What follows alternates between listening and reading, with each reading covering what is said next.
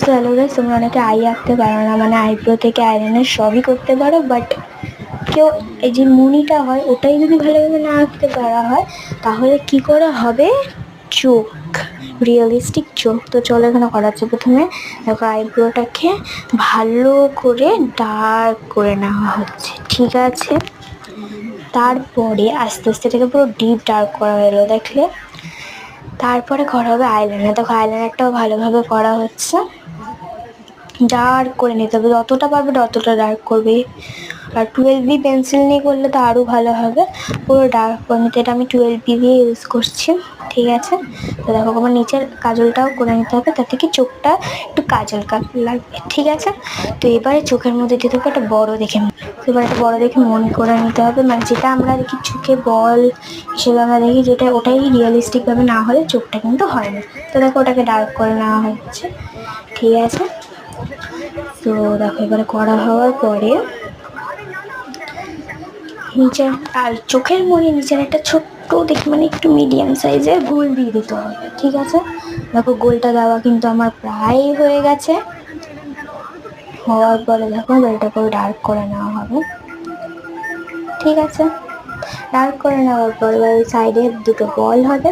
এবার তুমি ভিডিওটা ভালো করে দেখো, দেখো সাইডেও দুটো বল হচ্ছে।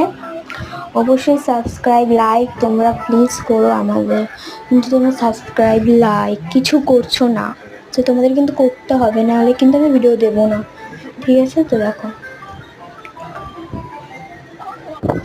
ভালো করে করে নিতে হবে রিয়েলিস্টিক আইস। তো দেখো ওখানে ডিপ থেকে লাইট হচ্ছে। লাইক সাবস্ক্রাইব কমেন্ট কেমন হয়েছে, ভিউয়ারও কিন্তু দেখতে হবে না, একটা ভিডিও প্লিজ দুবার করে দেখো অন্তত, ঠিক আছে?